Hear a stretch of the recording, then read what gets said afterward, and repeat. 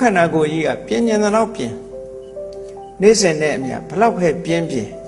getting older and older တနေ့ပြီးတနေ့အိုးလာမှာပဲဒါသူ့သဘောပဲသူ့ကိုဘလောက်ပြင်းပြင်းဘလောက်ထိမ့်ထိမ့်နော်ပရေမတွန့်အောင် botox ထိုးလဲတွန့်မှာပဲနော်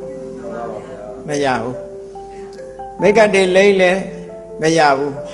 သပင်ဆေးဆိုးလဲတစ်ချောင်းပြီးတစ်ချောင်းဖြူလာမှာပဲမရဘူးသွားလည်းပဲကျိုးမှာပဲကျိုးချိန်ကြ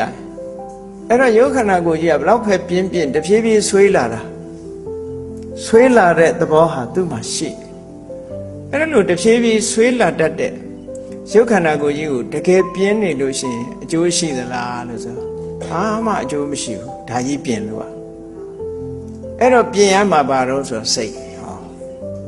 လူရဲ့စိတ်ကလေးကိုပြင်ရမှာဘာလို့လဲဆိုလူတွေမှာကြည့်လေအော်ဒီလူကစိတ်ကောင်းတယ်ဒီလူကစိတ်မကောင်းစိတ်ကောင်းတဲ့လူနဲ့စိတ်မကောင်းတဲ့လူမျက်နှာမှာလားပေါ်နေတာ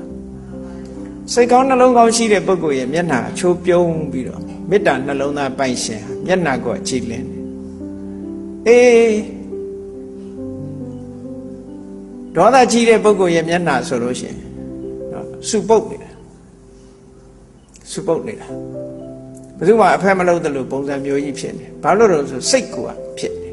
စိတ်ဖြစ်တော့မျက်နှာမှာလားပေါ်နေတာပေါ့အဲ့ဒီဟာကလည်းစိတ်ခဏခဏတူတတ်တဲ့လူရဲ့မျက်နှာဒီရည်ရွယ်ပြုံးရမရတော့မျက်နှာမျိုးကြီးဖြစ်တတ်တယ်